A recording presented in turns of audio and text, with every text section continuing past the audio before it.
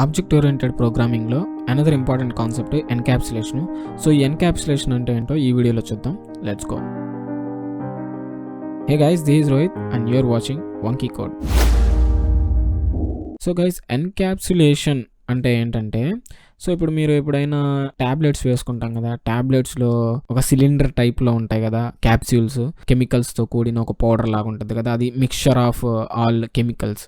Okay, so అలాగే ఇక్కడ కూడా ఈ కాన్సెప్ట్లో ఎన్క్యాప్సులేషన్ అంటే ఏంటంటే, ఒక క్లాస్లో మనం డేటాని దాని మెథడ్స్ని ఎన్క్యాప్సుల్ చేసి ఉంటాం. సో ఇప్పుడు వరకు మనం చూసి ఉన్నాం కదా, క్లాస్ క్రియేట్ చేసిన దాంట్లో మెథడ్స్, దాంట్లో యాట్రిబ్యూట్స్ రెండు ఉన్నాయి కదా, ఇదే కదా ఎన్క్యాప్సులేషన్. ఇంకేముంటుంది కొత్తగా ఎన్క్యాప్సులేషన్ అంటే, నార్మల్ క్లాస్లో మనకి రెస్ట్రిక్షన్స్ ఏమి ఉండవు, బట్ ఎన్క్యాప్సులేటెడ్ క్లాస్లో రెస్ట్రిక్షన్స్ ఉంటాయి. సో మనం జస్ట్ రెస్ట్రిక్షన్స్ పెడితే దాన్నే ఎన్క్యాప్సులేషన్ అంటాం. ఆ రెస్ట్రిక్షన్స్ అనేవి జస్ట్ కొన్ని కన్వెన్షన్స్, నేను అవి చూపిస్తాను ఇప్పుడు. సో ఇక్కడ చూడండి, ఇక్కడ మనం ఒక యాట్రిబ్యూట్ యూజ్ చేస్తున్నాం, ఏజ్ అనే యాట్రిబ్యూట్. దానికి ఇక్కడ 2 అండర్ స్కోర్స్ పెట్టున్నాం. ఓకే, 2 అండర్ స్కోర్స్ పెట్టున్నాం. సో ఇది ఇప్పుడు పెట్టాం కాబట్టి ఈ ఏజ్ అనేది ఏమైందంటే ప్రైవేట్ వేరియబుల్ అయిపోయింది. ఇక్కడ ప్రైవేట్ వేరియబుల్ అంటే ఏంది, బయట క్లాస్ కానీ బయట క్లాస్లో మెథడ్స్ కానీ అవి యాక్సెస్ చేయలేవు. యాక్సెస్ చేయాలంటే ఈ పర్సన్ క్లాస్లో ఉన్న మెథడ్స్ మాత్రం యాక్సెస్ చేయగలవు. అందుకే అది ప్రైవేట్ వేరియబుల్ అయింది. నార్మల్గా ఇది లేకపోతే పబ్లిక్ వేరియబుల్ అవుద్ది. ఈ 2 అండర్ స్కోర్స్ లేకపోతే పబ్లిక్ వేరియబుల్ అవుద్ది. ఓకే, సో ఇప్పుడు అలా మనం రెస్ట్రిక్షన్స్ పెడుతున్నాం కాబట్టి దీంట్లో ఉన్న మెథడ్స్, దీంట్లో ఉన్న యాట్రిబ్యూట్స్ ఇవన్నీ ఈ క్లాస్ మొత్తాన్ని కలిపి ఎన్క్యాప్సులేటెడ్ క్లాస్ అంటాం.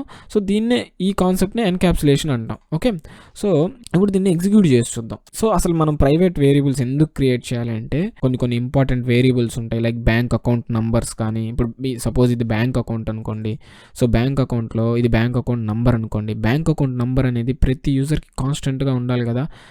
సో ఇక్కడంటే 25 అని తీసుకున్నాను. ఇది నా వచ్చే ఇన్పుట్ నాకు ఏదో ఒక ఏపీఐ నుంచి వచ్చింది అనుకోండి, ఆ ఏపీఐని నేను చేంజ్ చేయకూడదు కదా. సో నేననే కాదు, బై మిస్టేక్గా ఏ ప్రోగ్రామర్ కానీ ఏ డెవలపర్ కానీ ఆ బ్యాంక్ అకౌంట్ నెంబర్ని చేంజ్ చేయకూడదు. ఆర్ బ్యాంక్ అకౌంట్ కాకుండా మనీ ఉంటాయి కదా, మనీ ట్రాన్స్ఫర్ జరుగుతుంటాయి. మనీ ట్రాన్స్ఫర్ చేసేటప్పుడు మనం ఒక 25,000 పంపిస్తే ఆ 25,000 వెళ్ళాలి రిసీవర్కి, మధ్యలో చేంజ్ చేయకూడదు ఎవరు. సో అలాంటివి ప్రైవేట్గా ఉంచుతారు.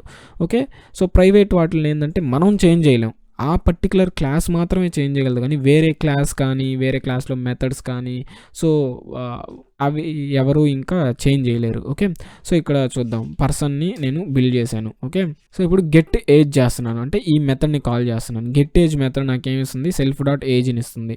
ఏజ్ నేను బై డిఫాల్ట్గా ఏం పెట్టినాను, 25 అసైన్ చేస్తున్నాను గాను, 25 అసైన్ చేశాను కాబట్టి. సో ఇప్పుడు నాకు గెట్ ఏజ్ని కాల్ చేయగానే 25 వచ్చింది, ఏజ్ ఈజ్ 25 అని వచ్చింది.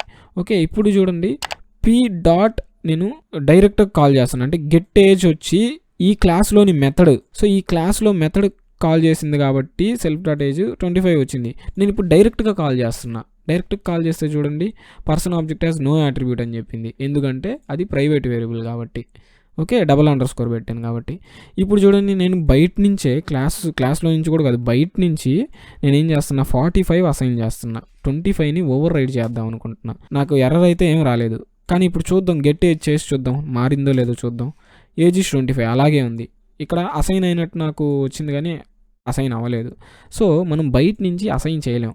సో బయట నుంచి కూడా అసైన్ చేయలేమంటే ఇంకా మనకున్న వే ఏంటి, లోపల నుంచి అసైన్ చేయాలి. సో లోపల నుంచి అసైన్ చేయాలంటే ఆ క్లాస్లో ఉన్న ఇంకొక మెథడ్ని క్రియేట్ చేయాలి, ఆ మెథడ్ చేంజ్ చేయాలి. ఓకే, ఇప్పుడు చూడండి, ఇక్కడ సెట్ ఏజ్ని నేను క్రియేట్ చేశాను. ఈ సెట్ ఏజ్ మెథడ్ ఏం చేస్తుంది, ఒక ఏజ్ని తీసుకొని ఆ ఏజ్ని ఈ సెల్ఫ్ డాట్ ఏజ్కి అసైన్ చేస్తుంది ఇక్కడ. ఓకే, సో ఇప్పుడు నేనేం చేస్తున్నా అంటే ఈ సెట్ ఏజ్ని యూజ్ చేసుకుంటున్నా. సెట్ ఏజ్ని యూజ్ చేసుకొని ఇప్పుడు 86 అసైన్ చేశాను. ఇప్పుడు చూడండి, గెట్ ఏజ్ చేస్తే ఇప్పుడు చేంజ్ అయింది. అంటే ప్రైవేట్ వేరియబుల్స్ని బయట క్లాసెస్ కానీ బయట నుంచి మనం అసైన్ చేయలేం. వాటిని యాక్సెస్ చేసేది ఓన్లీ ఆ క్లాస్లోని ఇంటర్నల్ వేరియబుల్స్ కానీ ఇంటర్నల్ మెథడ్స్ కానీ, అంతే.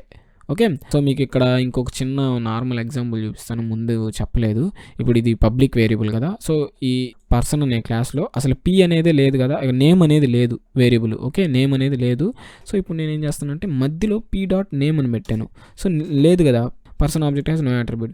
ఇప్పుడు చూడండి, నేను పీ డాట్ నేమ్ అని పెట్టి రోహిత్ అని పెట్టినా కానీ అసైన్ చేస్తే ఇప్పుడు పర్సన్కి నేమ్ అనేది అసైన్ అయిపోయి ఉంటుంది, నేమ్ అనేది ఆ ప్రాపర్టీ యాడ్ అయిపోయి ఉంటుంది. సో ఇలాంటివి కూడా మనం క్లాసెస్లో చేసుకోవచ్చు. ఇది వచ్చి పబ్లిక్ వేరియబుల్, ఇది వచ్చి ప్రైవేట్ వేరియబుల్. ఓకే, సో ఇక్కడ మీరు అండర్ స్కోర్స్ పెట్టున్నాం కదా, ఈ అండర్ స్కోర్స్ అయితే లిమిట్ చేస్తుంది డబుల్ అండర్ స్కోర్. ఇంకా అండర్ స్కోర్స్ మీద చాలా ఉన్నాయి.